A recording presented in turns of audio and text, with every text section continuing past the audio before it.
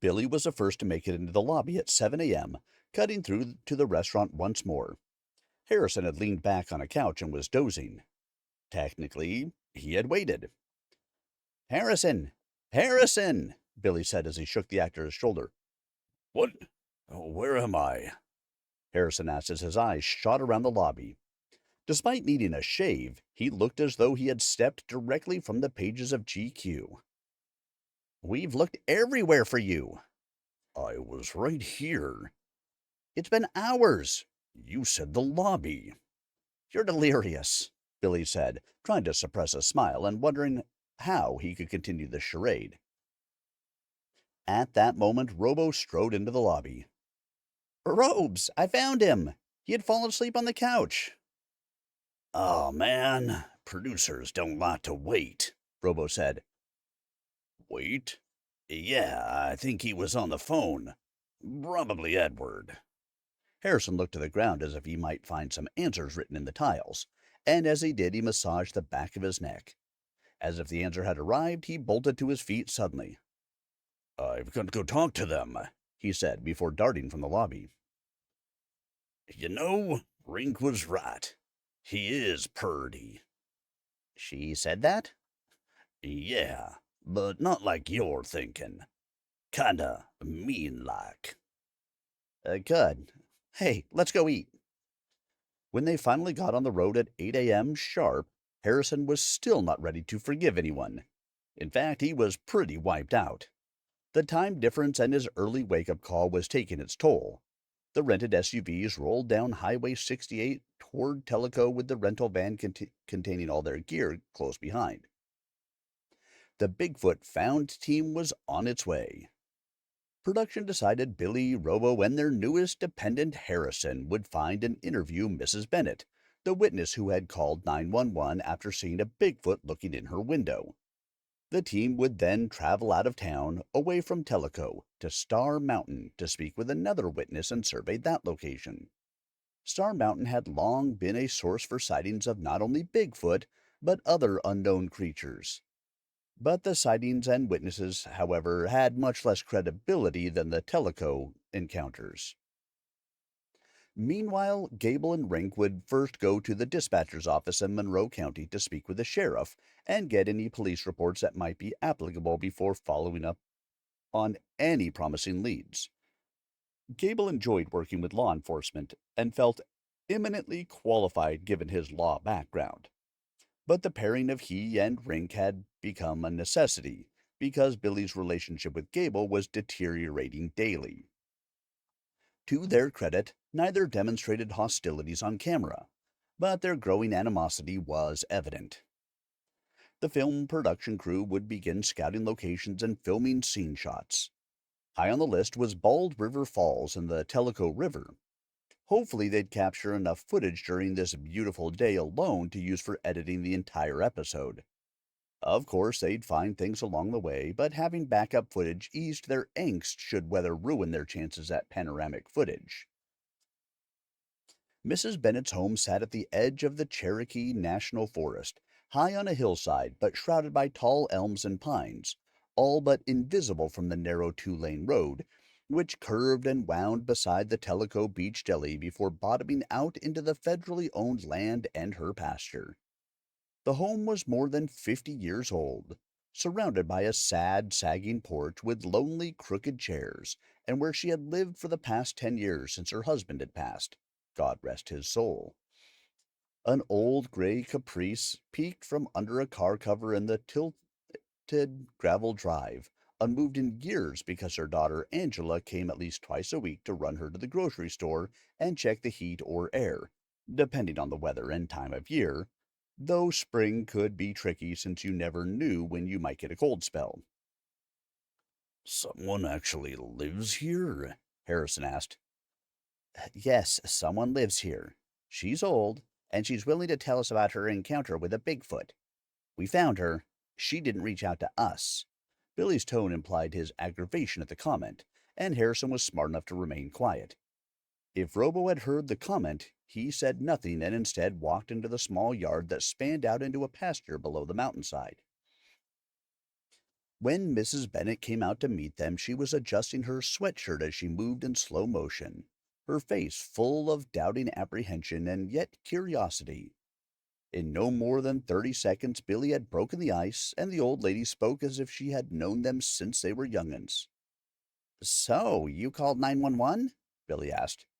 They had pulled their chairs close together, and Robo leaned forward as if the conversation meant more to him than anything in the world. At that moment, it probably did to Robo. "Yeah, I called. I saw him in the pasture. Savannah has started to bark, and I looked out. She's bad about chasing possums and skunks. That's when I called." Savannah did love to bark at things on the porch, and she did love to chase animals, though it was a certainty she wouldn't have known what to do if she ever caught something. Once upon a time she had alerted Mrs. Bennet of an intruding possum, which Mrs. Bennet ended up covering with a clothes basket, and which she and her neighbor Joan, when they had been on speaking terms, failed at finding a removal solution. A sheriff's deputy had finally grabbed it by the tail and taken it away. "Savannah's your dog?" Billy prodded. "Yeah, my little poodle.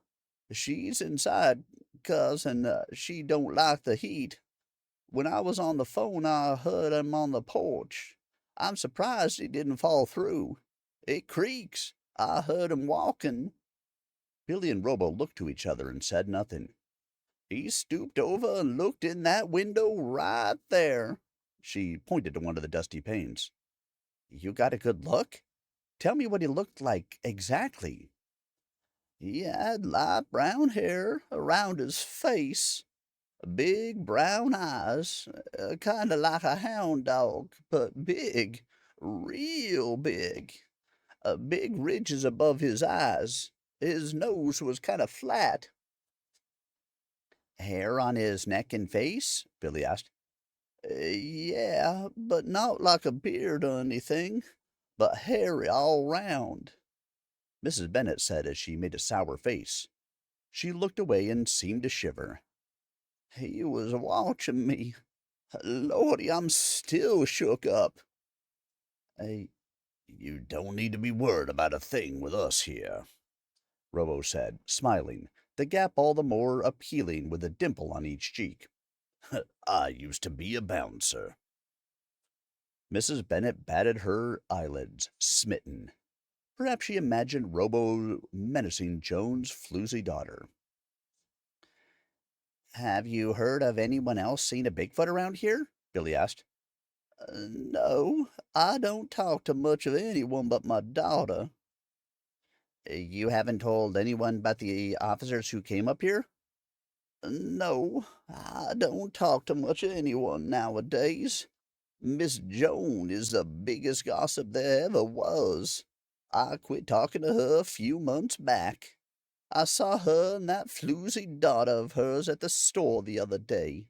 They were standing there blocking the ham, and I just went the other way." Then another thought occurred to Mrs. Bennet. "You know, them sheriff's boys said they'd heard of this thing looking in windows. When I told them the story, they kept looking to each other. I thought they were making fun, but now I'm not so sure." Billy and Robo made plans, with the consent of Mrs. Bennet and her daughter, who was summoned on the cell phone during a very important hair session, to return with a film crew. If Mrs. Bennet could manage credibility on film, the segment would be gold.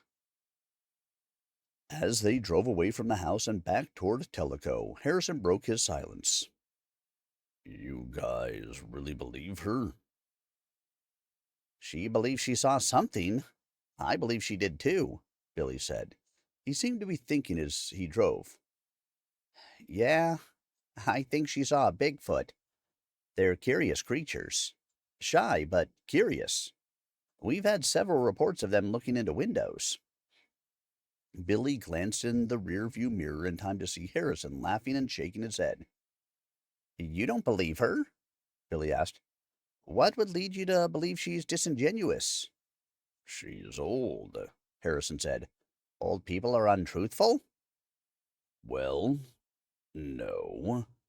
I suppose she could be telling a story she thought was true. She might not be, you know, with it. Robo spoke up without looking away from the scenery entering town. You can see the pasture from her window. She was washing dishes. Still early in the day, and we know less than 2 hours later there was a sighting at the falls. A Bigfoot could have covered that distance easily in that time period. Robo thought for a moment. Or it's another one. So, they're having some sort of convention? Get together at Tellico in the mountains of Tennessee? I don't buy it, Harrison said. I thought I'd keep those thoughts to myself, Billy said into the mirror facing the back seat.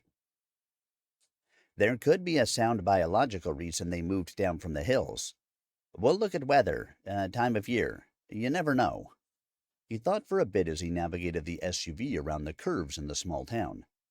Her credibility might not fly for everyone, especially her daughter. I do think she saw a Bigfoot, but Robo, she was wearing a sweatshirt. I saw that too, Robo replied. I still think she saw one.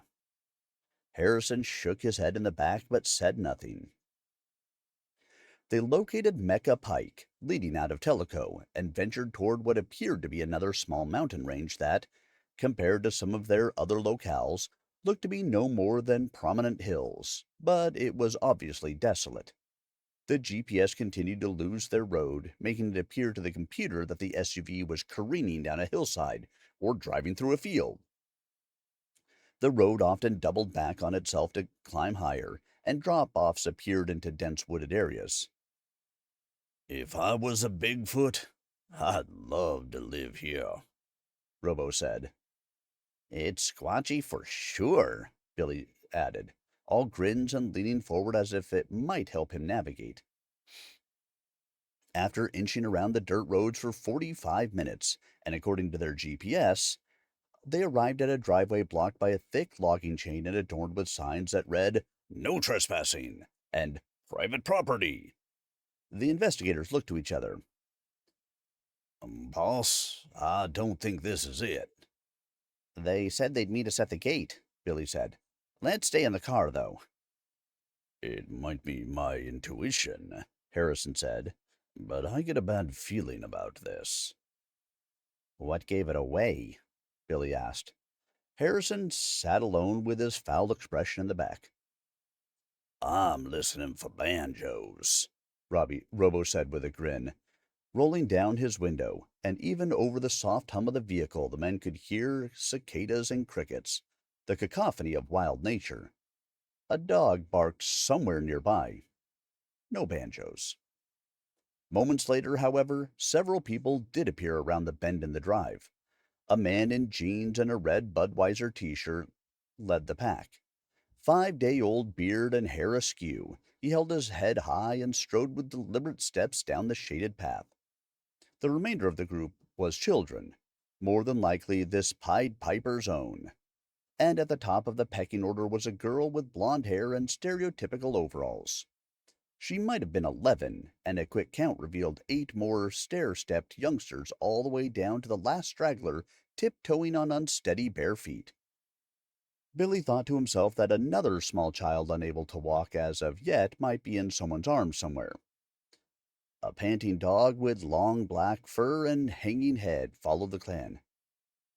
"You uns a Bigfoot, guys?" "What gave it away?" Billy asked with a grin as he exited. Robo followed, and then reluctantly, Harrison. "You folks are pretty far out here," Billy said. He extended his hand, close enough now to smell Old Sweat and possibly Jack Daniels. "I'm Billy." "I'm Tana," the man replied, reaching over the chain to shake with a hand that Billy found surprisingly smooth. "These are my kids." He didn't offer to introduce the children, and they stood further behind in suspicion. "This is Robo, and that's Harrison," Billy said. Robo stepped forward, offering his hand, while Harrison waved from behind them. You ever see the show? No, can't say I is. Well, we go all over the country investigating Bigfoot sightings and interviewing people. We're doing preliminary work. We heard you might have some stories. I got some, the man said, but didn't move or offer anything further. After a moment, Billy continued. Can you tell us some?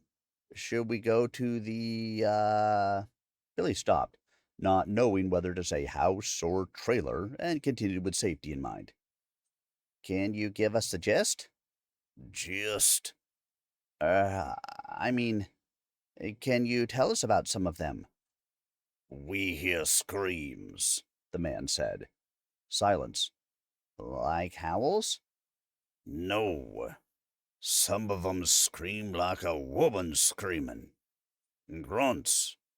There was this thing I saw in the woods one evening that had a weird like head and body like a big giant cat with a big long tail. It looked at me and smiled. The investigators looked to each other. Harrison literally raised his eyebrows. Have you ever seen a Bigfoot? Billy asked. They come around some of the evenings, hunting wild. Bunch of 'em together. Have you felt threatened or anything? Do you have weapons? The comment elicited laughter from Tanner, who had surprisingly white and even teeth, and he glanced over his shoulder to the children who smiled and began to move around, which could have been their answers to reciprocal giggles. Shit, you kiddin'? Course I got weapons.